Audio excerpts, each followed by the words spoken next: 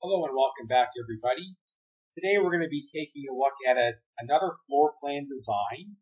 So this is a little different. I've kind of stuck to the same design the last few lessons, but I'm going to take a look at this one, and I may or may not make some changes to it. But I'm going to comment on everything about it. So to start, we're going to take a look at the sitting room, which is very generous at 11 feet by 11 feet 9 inches by 22 feet. It's got two double acting exterior doors, a couple of double casement windows and single casement windows along, three on one side, two on the other. To me, this looks really good. I wouldn't make any changes to this. It allows for plenty of light and to be able to look into the outdoors of the property. We're going to take a look at the galley kitchen next. So here's the refrigerator. It's got some spacing on each side of the counter, which you would have in real life. We have our oven here. It is set an inch from the end of the counter, which is fine because the cabinetry line would be sealing this off right here. And we've got our sink. What I'm going to recommend here is that we're going to move the sink into a window position like I talked about in my previous lesson. So I'm going to take the sink, I'm going to hit move, I'm going to go to the midpoint, then find the midpoint of this window here. Okay. So that looks fine to me. I also could have moved the window, but I decided just to keep it simple. Now, notice the dishwasher is on the left side of the sink. That's exactly what we want. We want the dishwasher close to the sink on either side for plumbing and draining. Our cooktop here is shown properly. It's butted up against this wall. Notice how there's no handle attached to this. I ended up taking that off and in lieu of the warming oven. So in this particular house, the cooktop and the oven are separate from one another. In my previous lesson, I didn't include the warming oven.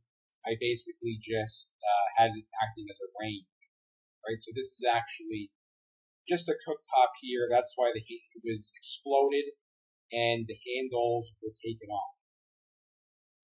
We have our storage room here. It's a little on the small side, but we may make a change here.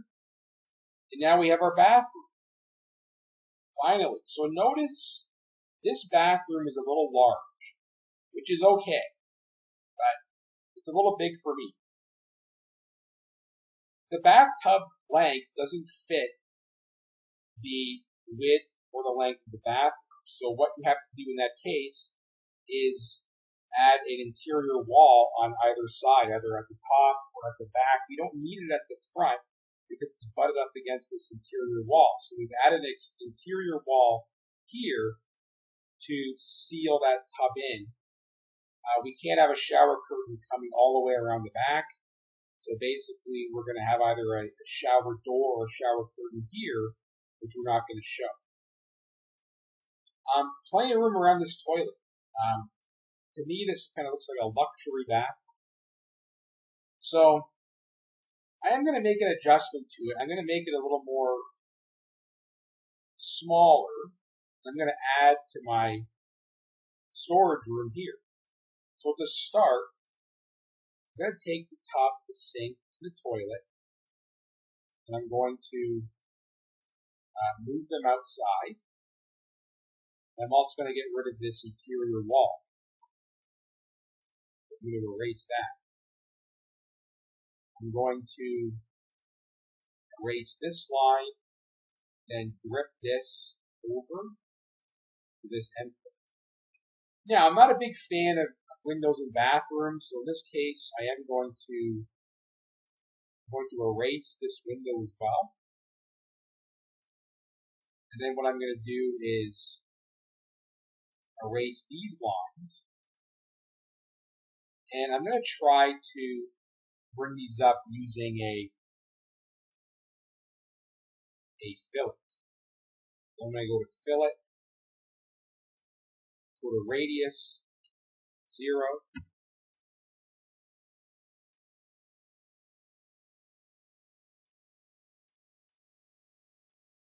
I think this is going to work wonderfully. Make sure we got the right one.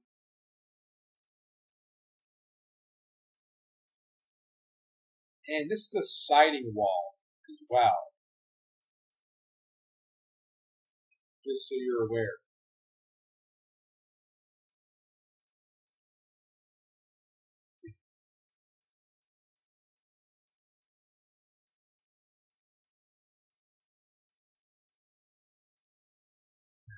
Everything looks good.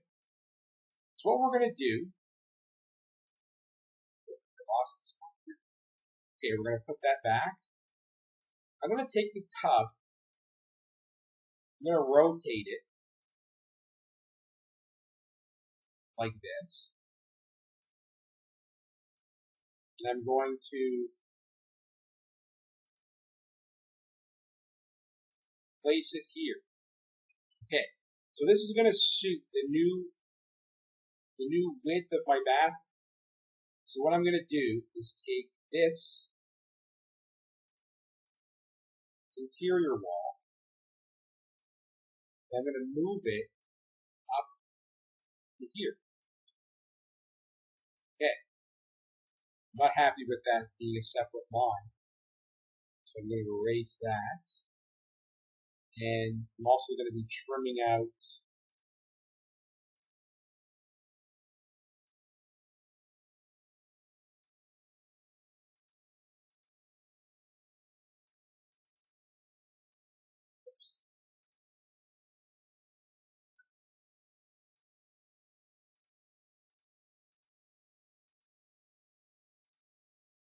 interior wall here and here. Okay, this line are also going to be erased because I want to keep these all one entity for professionalism. Okay. So now we've got a larger storage room, which is great. Now we're going to be taking the sink, we're going to be rotating it.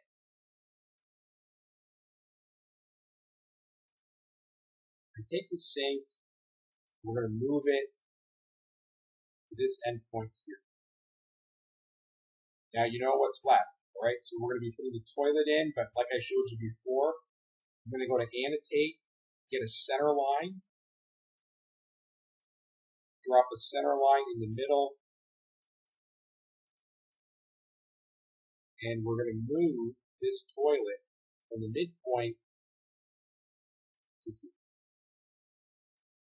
And then erase this line. Alright, so this is a more, to me this is a more functional bathroom. It doesn't need to be large. It's a pool house, right? But we have enough space to enter, use the sink, get to the toilet, get to the tub, do what you need to do, and get out. We've also taken the window out. Now, I'm not going to be placing a window in the storage room because it's a storage room, right? You don't want to really be able to see inside there, but I will be adding another door to this because it's a larger room now. We may want to access this from outdoors. So I'm going to end up putting the door at the opposite diagonal end. So this is like a little review of door placement. I'm going to draw a temporary line. I'm going to offset it. I'm going to use 5 inches. I could use 4, 3, 2, doesn't really matter as long as I'm not going over 5 inches. I like to use the maximum. We're going to go to exterior doors, which is siding wall. We're going to copy this.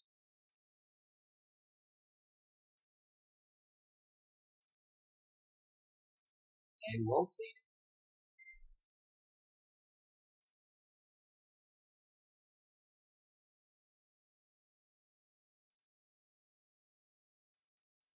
take this,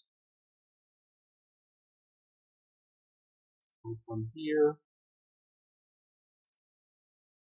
and snap it into position.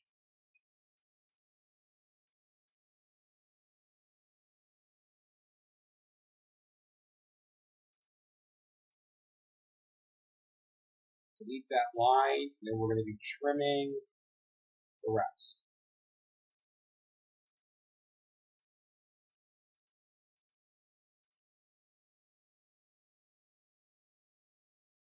I'm just going to have to move this in a bit to snap properly. And then we're going to trim the rest.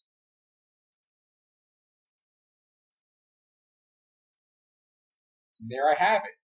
A better, bigger storage room with a door, and a smaller, more functional bath. So these are things you can consider when you're working on your pool house. You can consider making changes as you go. You're the designer, so what you pick should be good, but there's always a better way to do things, and sometimes it helps to hear from someone with a bit of experience. So the next time we talk, I think we're going to be tackling roof plans. So watch for that lesson very shortly.